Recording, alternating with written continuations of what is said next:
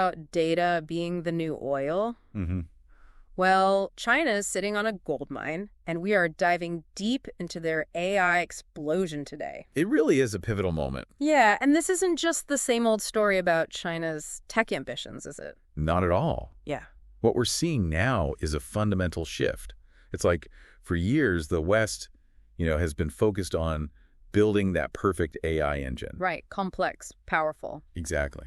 But China, they've taken a totally different approach. So they're not just building the engine, they're building the whole car. You got it. Figuring out how to make it move fast, efficiently, even if that engine isn't the absolute latest model. And that brings us to DeepSeek, this Chinese AI lab that's been making waves. You've really come out of nowhere. They just dropped this AI model outperforming some of the big names, and they did it on a shoestring budget. It's incredible, isn't it? A budget that wouldn't even cover a Silicon Valley coffee break. So how did they pull it off? Well, instead of chasing the latest and greatest hardware, they got their hands on NVIDIA's H800 GPUs. Okay, so not the top-of-the-line chips. Nope, a generation behind, actually. But, and here's the kicker, DeepSeek took these, you could say, underdog chips and squeezed every ounce of performance out of them, optimized them like nobody's business. So it's not just about the hardware then, it's the brains behind it. It's like when those tech wizards build insane computers from spare parts in their garages. That's a perfect analogy. You don't always need the flashiest gear for amazing results. And this resourcefulness, this cleverness, that's a big part of China's AI strategy, wouldn't you say? Absolutely. They are masters at turning constraints into advantages. Remember those U.S. export restrictions on the most advanced chips? I do, yeah. Well, DeepSeek's success shows that might have backfired. It's forced them to innovate in ways nobody saw coming. Okay, let's talk about DeepSeek going open source. It's like they said, here's our model, world go wild, sent shockwaves through the AI community. It's a total game changer. Such a different approach from, OpenAI and their closely guarded models. Why do you think they did it? Well, it's brilliant on so many levels.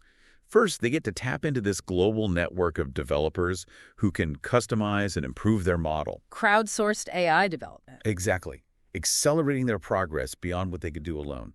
Second, it completely disrupts the power dynamics in the AI world, Taking on those closed-source giants. giving developers everywhere access to these incredibly powerful tools. But isn't there a risk in being so open? Like, what if someone takes their tech and runs with it in a direction they didn't intend? Sure, there's always risk with open source. It's like sharing your secret recipe. Once it's out there, you can't totally control how others will use it. True. But DeepSeek seems to be betting that the collaboration will outweigh those risks. It's certainly a bold move. Okay, let's zoom out for a second. How does this DeepSeek story fit into China's overall AI strategy? It's no secret they've been investing heavily, but it seems like it's not just about throwing money at the problem. You're right. It's incredibly strategic. They've zeroed in on key areas where AI can give them a real edge. Smart cities, facial recognition, industrial automation. They're laser focused on those practical applications, turning AI into a real-world tool, Right, making it work in the real world, but everyone talks about China's massive data advantage. It's a huge factor. But how big of a deal is it, really? I mean, we have a lot of data here in the West, too, don't we? It's not just the quantity, it's the type of data. Imagine you're building a self-driving car. You could train it on this perfect data from a closed track, all controlled. Okay, I see where you're going with this. Or you could throw it into a rush hour in some bustling city. The real-world, messy data, that's what makes AI truly robust. Yeah. And China, they've got mountains of it. So it's like they're training their AI on the ultimate obstacle course, making it more adaptable, more resilient. But let's not forget the US and Europe. They're still major players in this AI game. How does their approach differ? Well, the West has always been more decentralized, driven by market forces in those big tech companies. Right. Google, Microsoft, OpenAI. They've made incredible strides in fundamental AI research, especially in areas like, natural language processing. But their development cycle can be slower. And there's a lot more emphasis on those ethical considerations, data privacy. It adds complexity. So we've got these two contrasting approaches. China, centralized, pushing those practical applications.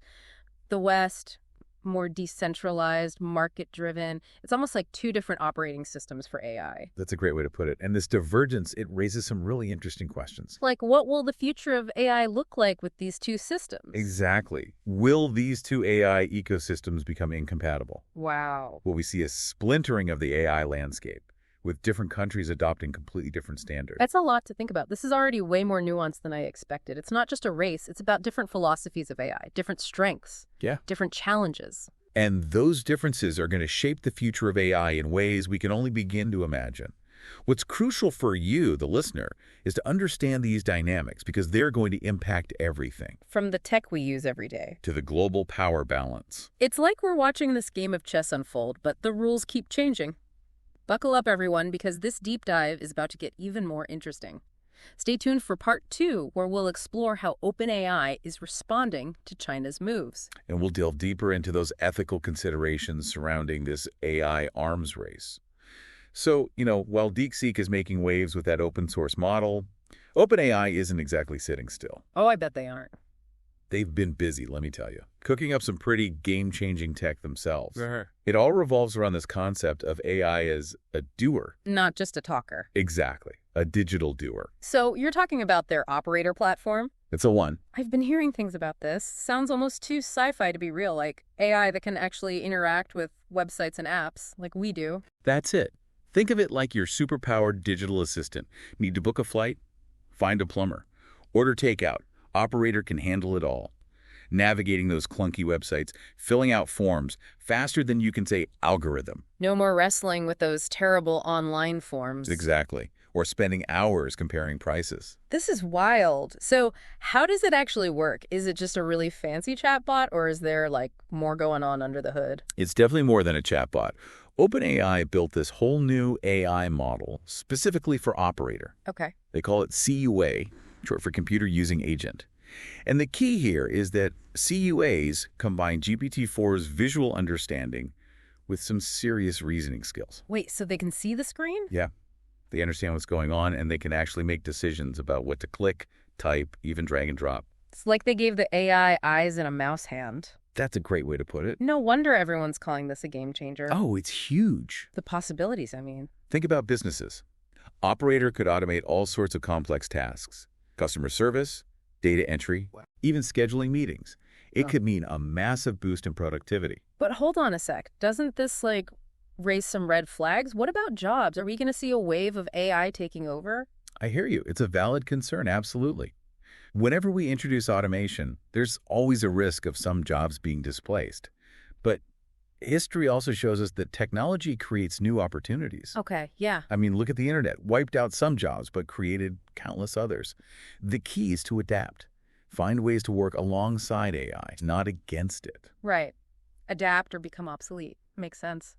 What about security, though? Giving this AI access to my accounts, my personal information, how do we know it's not going to, go rogue?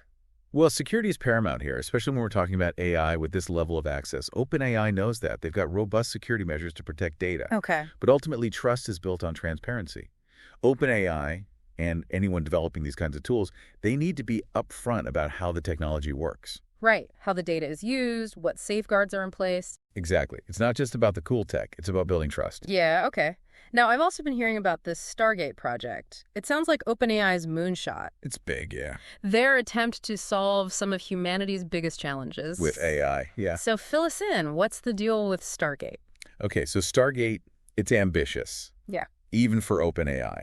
They've partnered with Oracle and SoftBank. Big players. And get this, they've secured a whopping $500 billion in funding. $500 billion? That's more than some countries' GDPs. That's what I'm saying. Their goal is to create these AI systems that can tackle problems like curing diseases, discovering new energy sources, even mitigating climate change. I've got to say, I'm a little skeptical. Those are some seriously lofty goals. Can AI really solve problems that have stumped humanity for centuries? Yeah, you got to be cautious. There's always a risk of falling into that techno-solutionism trap. Thinking technology alone can fix everything. Right. These are complex problems with, social, political, economic dimensions that algorithms can't fully address. I mean, wouldn't it be amazing if AI could actually help us make progress on these challenges? Imagine new medicines, ways to reverse climate change. The potential is there, for sure. Stargate's massive investment, it could lead to breakthroughs we can't even imagine right now. But we got to be realistic. AI is a tool. Yeah. A powerful one, yes. But it's not a magic wand. Okay. And ultimately, it's up to us, humans, to use it wisely. Ensure it serves our collective goals, not just the interests of a few. Well, speaking of interests, I can't help but notice the Elon Musk-shaped elephant in the room here. Right. He's been pretty vocal about his concerns, even, reigniting that feud with Sam Altman. Is this just a personal spat, or is there something more to it? I mean, Musk's concerns about AI safety are real. They're well documented. Yeah. And his history with OpenAI, well, it adds another layer of drama to this. He co-founded OpenAI, but then had that very public falling out with them. So it's not surprising he's skeptical of Stargate, Uh, especially with its scale and ambition. so it's a mix of genuine concern and, like, good old-fashioned rivalry. It makes for some good headlines, that's for sure. This is going to be interesting to watch unfold. Okay, but let's move on from the boredom battles for a second, get back to the tech itself. OpenAI just teased this release of GPT-4 Mini, Right. a smaller, more efficient version of their big model. What's the strategy there? This is a direct response to the competition, especially those open source models like DeepSeek's R1. They're realizing they can't just sit back. They got to keep innovating. To stay ahead, make their technology more accessible and, affordable. It's like they're saying, hey, open source, we see you. We're not backing down. Exactly. But there's something bigger happening here, too. There's this whole movement to make AI available to everyone, not just the big players. Democratizing AI. Exactly. Tools that used to be exclusive to research labs and tech giants, now they're available to individuals, startups, researchers. That's huge. This has the potential to unlock a wave of innovation we've never seen before. It's like the Wild West out there. Everyone's staking their claim, experimenting. But amidst all this hype, we can't forget that not all AI is created equal. Oh, absolutely. A model that can write a funny poem is different from one that can accurately diagnose a medical condition. You're hitting on a crucial point here. Not all AI is meant for every task. And, while those large language models are getting all the attention, there are other areas of AI that are quietly revolutionizing things. Really? Like what? Like how we interact with information, how we gain knowledge. Okay, I'm intrigued. Tell me more about these under-the-radar advancements. One company I've got my eye on is Perplexity AI. Perplexity AI. They're doing fascinating work in knowledge retrieval and question answering systems. So instead of just generating text, their AI assistant is all about providing accurate, source-backed answers. So it's like a super search engine. Yeah, one that actually understands what you're asking, Yeah. gives you reliable info instead of just a list of links. Oh. And they're not just pulling from Google search. They're tapping into academic databases, research papers, even books. That's pretty impressive. So you get this richer, deeper understanding of a topic. Exactly. And what's really great is their commitment to transparency. Their AI always cites its sources. So you can check the information? You can verify it, dig deeper if you want, which is crucial in this age of misinformation. AI-generated content everywhere. It's getting hard to tell what's real anymore. Transparency builds trust, helps users understand what AI can and can't do. But let's be honest, a lot of the hype is focused on those flashy AI applications. The ones that write songs, make art. Right. So is there a risk these quieter but arguably more important advancements get overshadowed? It's definitely a concern. We're all drawn to the shiny new toys, right? The AI that can entertain us. But the real revolution, the one with the power to transform how we learn, how we make decisions, it's happening in the world of knowledge and information. So it's the difference between entertainment and enlightenment. I like that. One might grab our attention for a minute, but the other shapes our understanding of the world. Okay, yeah, I get it. And Perplexity's success, it shows that people want reliable information. We're tired of all the noise. We want the signal. And AI can help us filter that signal out, but only if we focus on developing and using it responsibly. So it's not just about building the most powerful AI, it's about building the most useful and trustworthy AI. Exactly. And that brings us back to the question of leadership. Who's leading this AI revolution? The companies with the biggest budgets. Or the ones quietly focused on solving real-world problems and giving users reliable info. This is where it gets really interesting. We've talked about China's approach, the West's model. But there's another layer here, something that goes beyond borders and corporate agendas. It's about the values that are driving AI development. Right. Are we building AI to control people or to empower them? That's the question. Do we prioritize profit or human well-being? Knowledge hoarding or knowledge sharing? These are the choices that will shape the AI-powered future. Wow. Yeah. So imagine a world where AI is mainly used for surveillance. versus one where it's used to empower individuals, foster creativity, solve big problems. Two very different futures. And the choices we make today, they determine which path we take. The investments we prioritize, the regulations we put in place, it all matters. It's not just a spectator sport. We're all participants in this, whether we like it or not. And one area where this clash of values is really intense is healthcare. Oh yeah, healthcare. Makes sense. We're seeing incredible breakthroughs, AI diagnostics, personalized medicine, even drug discovery. But there are those concerns about privacy, algorithmic bias. Could AI make those inequalities in healthcare even worse? All valid concerns. And what about the healthcare workforce? Will AI replace doctors and nurses, or will it make them even better at what they do? Right. Free them up to focus on those human aspects of care. We really need to be thinking about these things as we integrate AI into healthcare. Absolutely. Another area to keep an eye on is education. Education, okay. AI could personalize learning, provide custom feedback, make quality education accessible to everyone. That would be amazing. But there are also those concerns about AI reinforcing biases, standardizing learning in ways that kill creativity, even replacing teachers altogether. Yeah, it's like we want to use AI to make education better, but we also need to make sure it empowers both students and teachers. For sure. Technology should serve human needs, not the other way around. Right. So that brings us back to leadership. Who sets the standards for ethical AI? Who's going to make sure AI is used to benefit everyone? And this is where it gets even more interesting. It's not just about which country has the most powerful AI anymore. It's about who's willing to lead the way. In shaping a future where AI is used for good, we need global collaboration, Everyone working together. open dialogue, a shared commitment to ethical AI, It's not just a tech issue, it's a human issue. and we need to solve it together. So we've been digging into this AI revolution, haven't we? China's rise, OpenAI's moves, this whole open source versus closed source thing. But I'm still grappling with what it all means for, like, who's really in charge? Who's calling the shots in this new AI world? The million-dollar question. And I don't think there's an easy answer. For a while, yeah, it seemed like Silicon Valley had it all figured out. Right. But then DeepSeek, they come out of nowhere shaking things up. Yeah. And then you combine that with China's investments, a huge data advantage, and suddenly things aren't so clear-cut. So is it a two-horse race now, China versus the U.S., battling it out for, like, AI domination? It's not quite that simple. It's more about two different approaches, each with their own strengths and weaknesses. China, with their centralized system, they can move fast, no doubt. Right. Prioritize those practical applications. Yeah. But it can also stifle creativity, raise questions about control, surveillance. And the U.S., we've got that focus on individual freedom, innovation driven by the market. But we can get bogged down, can't we? Ethical debates, bureaucracy. For sure.